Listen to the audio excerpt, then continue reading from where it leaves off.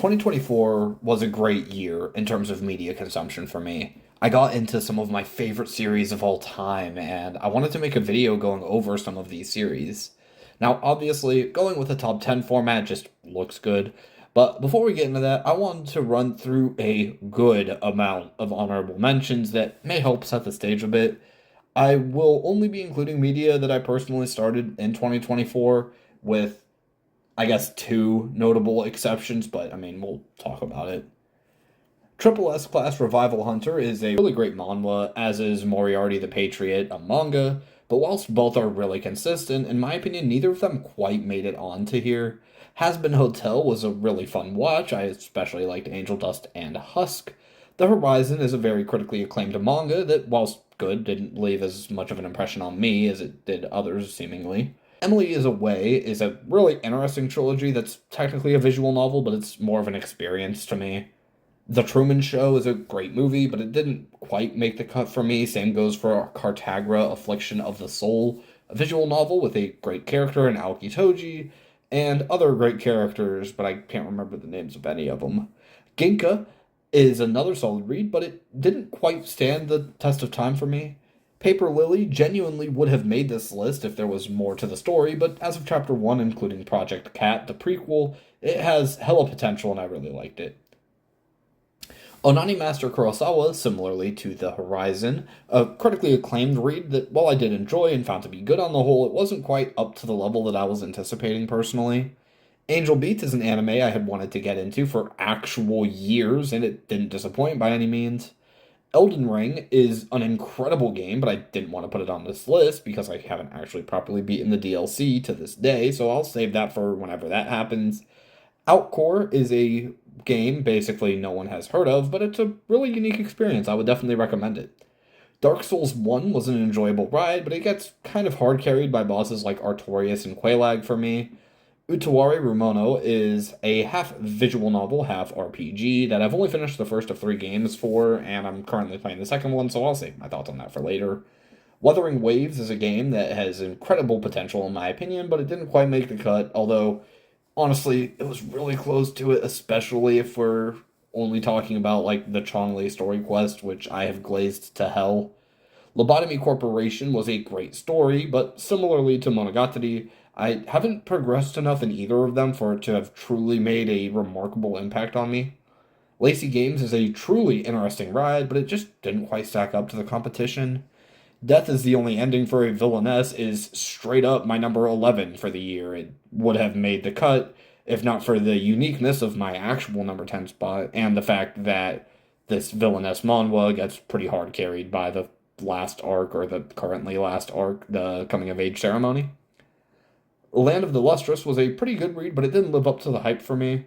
Charlotte has one of the best episodes in all of anime for me, episode 7, but it wasn't enough to carry it onto this list. Omniscient Reader's Viewpoint is a concept that I absolutely love, but quite frankly, I just haven't read enough of it. Playing Death Games to Put Food on the Table is a series absolutely brimming with potential, but as of now, that potential has yet to be truly reached. Usonatsu, similarly to the aforementioned Villainess manhwa, was actually so close to making this list. I really wanted to have an excuse to talk more about Usonatsu, but it just wasn't in the cards.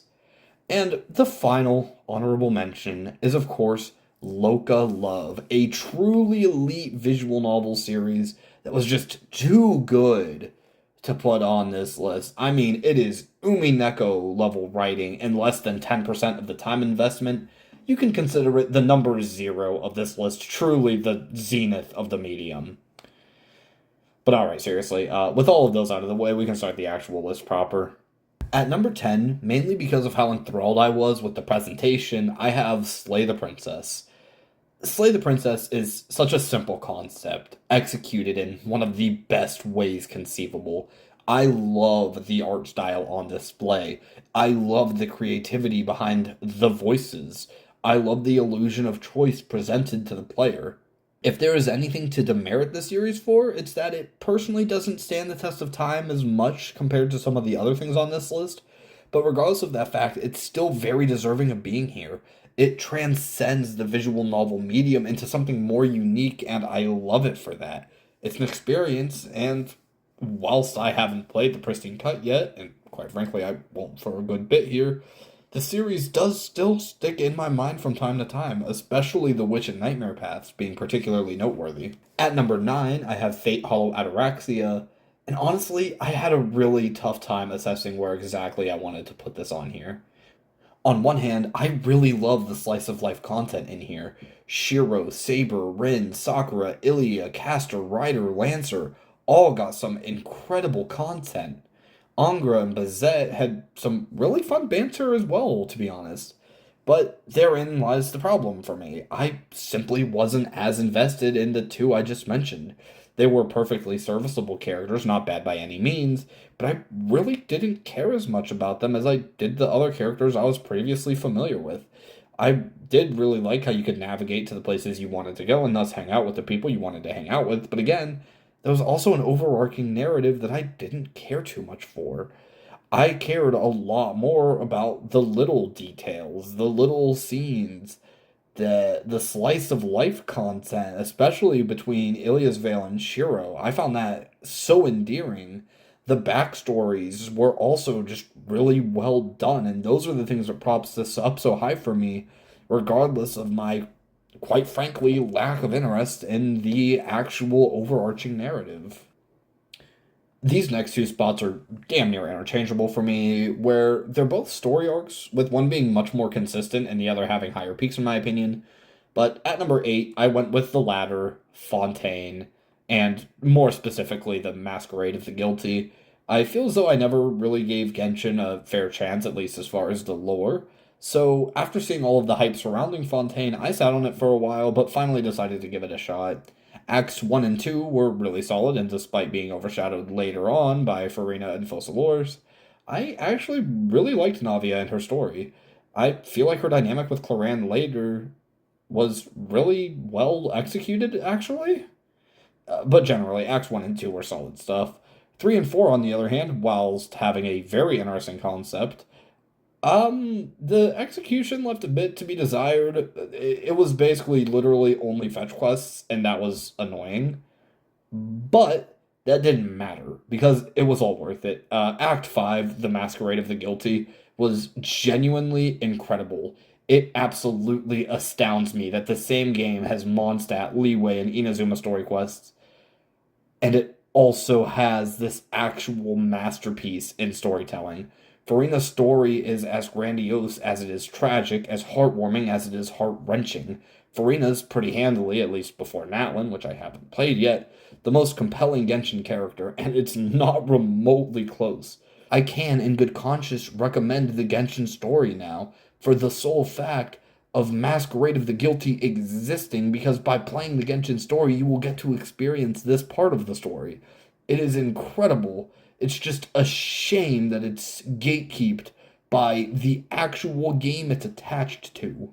Whilst not having as high of highs, Penacony, the Land of Dreams arc, and Honkai Star Rail is my number 7 for this list.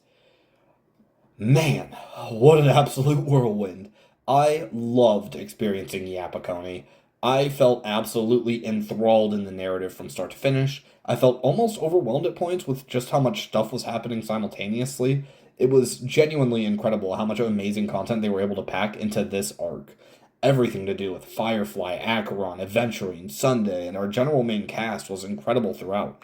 It felt like the gas was always pressed down, with the arc not really having any slow points. It never really let up. I wish I liked Sunday more as a character, because I think that in doing so, I would be even higher on this arc than I am. But even without that, it was still incredible from start to finish. Absolute cinema.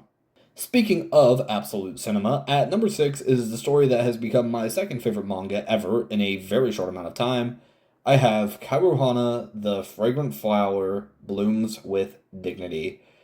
Karuhana is a very melodramatic read. Personally, I ate this stuff up.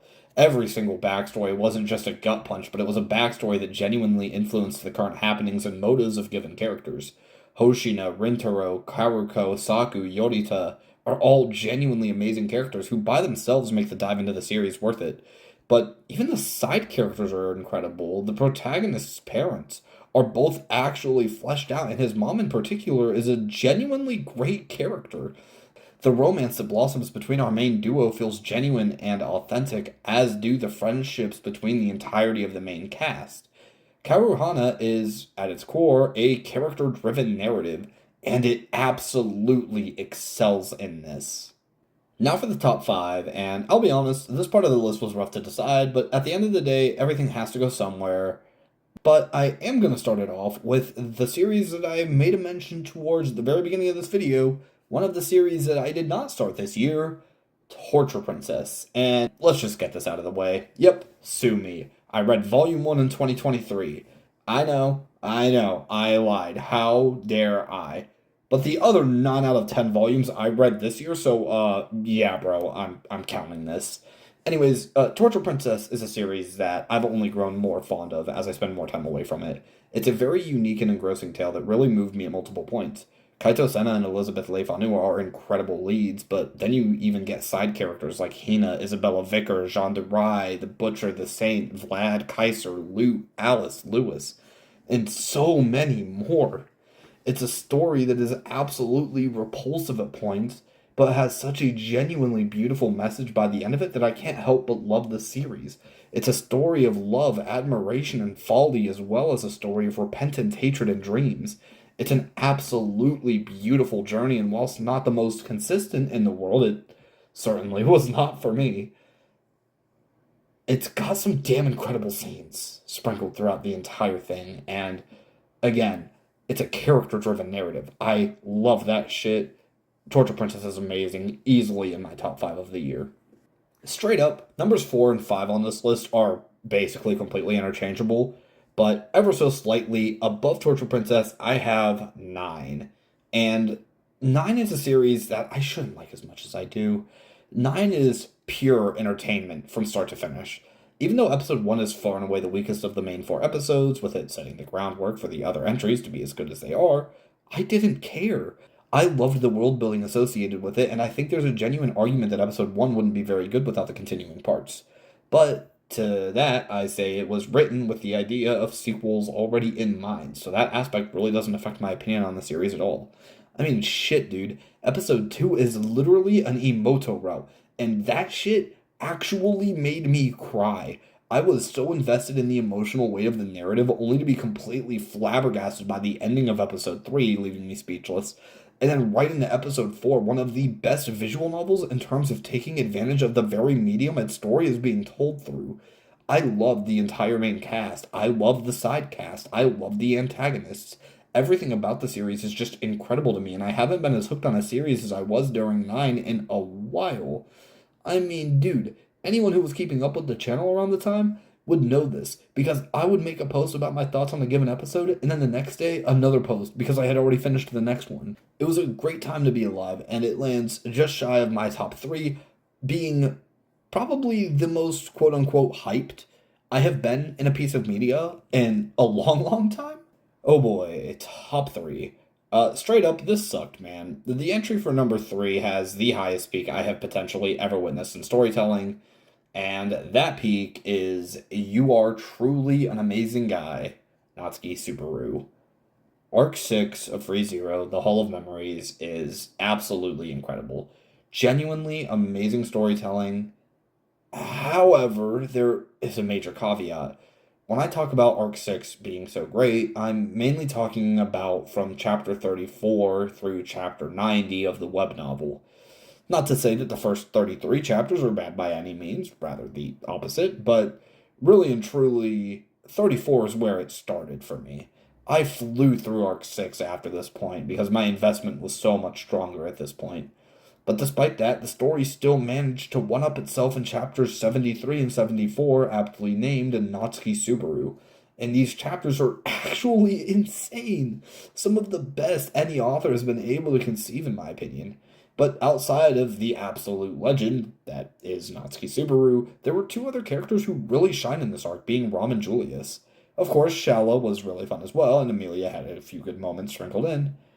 I don't think that this arc is all that consistent, to be perfectly honest, but the highs more than make up for that.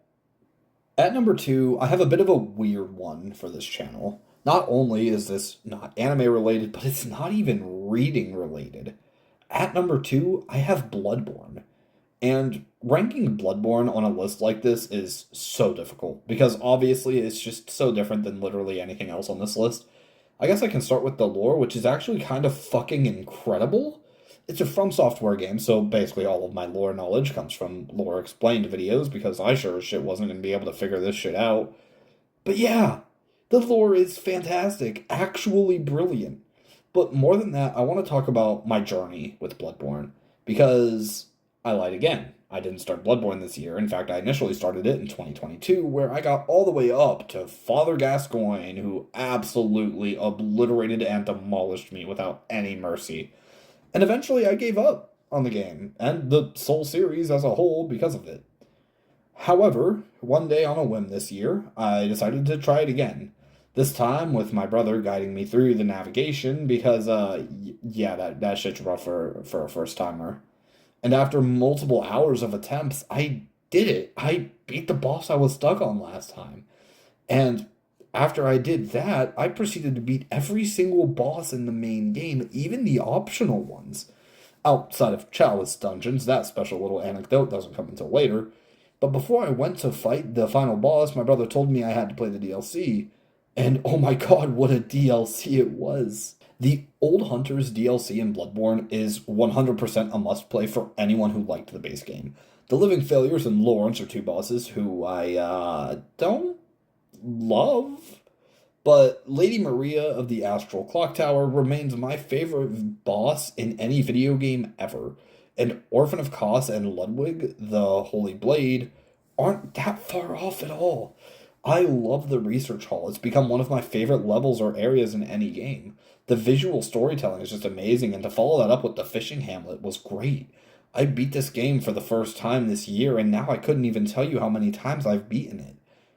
It has its flaws, though. The Chalice dungeons suck, especially the Defiled one. If you know, you know. The bosses are incredibly hit or miss.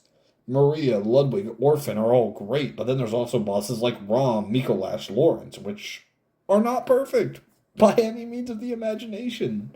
The limited amount of healing in the beginning of the game is rough, although there's a pleasant dungeon that you can get to. It's YouTube, so I can't say too much, but this point of limited healing is basically rendered obsolete because of it. But regardless, it's an optional feature, so having limited healing in the first place is a bit of a risky move. It's only officially playable on the PlayStation and at 30 FPS at that, even though personally the 30 FPS never personally bothered me, but I digress. However, with all of that being said, the atmosphere is the best in any video game I have ever played. The visual storytelling is absolutely spectacular. The trick weapons idea is phenomenal in both idea and execution. The first level of the game teaches you how to fight the different kinds of bosses that you'll see later on. I love Bloodborne, and it's inspired me to play the other Souls games, and I am so glad that I made the choice to give this another shot. Finally, number one. If you've been around the channel a while, this series needs no introduction. I'm sure some of you clicked on this video knowing that this series would be number one. But enough stalling. The best piece of media that I experienced in 2024 is Your Throne. What an absolute fucking masterpiece, dude. Your Throne may very well be the single most consistent story I have ever come across. It's a story that by all accounts I should not love as much as I do. I mean, for crying out loud, this is a princess story. And yet, I loved every second of the binge it took me to catch up. But that alone isn't why it's my favorite piece of media this year. It isn't the top tier protagonists of the story. It isn't the parallels nor the dynamics shared between Medea and Psyche. It isn't the backstories wrought with tragedy and misfortune. No. The reason that Your Throne is number one for me is because it is an anomaly. I've read a pretty good amount of stories, and I have been caught up to a good amount of stories. However, inevitably, every time I catch up to a series, my opinion on that story slowly goes down. I don't feel the same rush as I did when I was binge reading it to catch up. However, to my memory at the current recording of this, Your Throne is the only series to break this trend for me. Week after week after week of being caught up, I was just as, if not more, invested in the current happenings of the narrative. The Callista backstory alone was like 20 to 30 chapters. Mind you, being caught up, that means 20 to 30 weeks, and I was still invested throughout that entire process. Chapter 220, Catastrophe, was an actually insane read for me. One of my favorite chapters in anything I have ever read.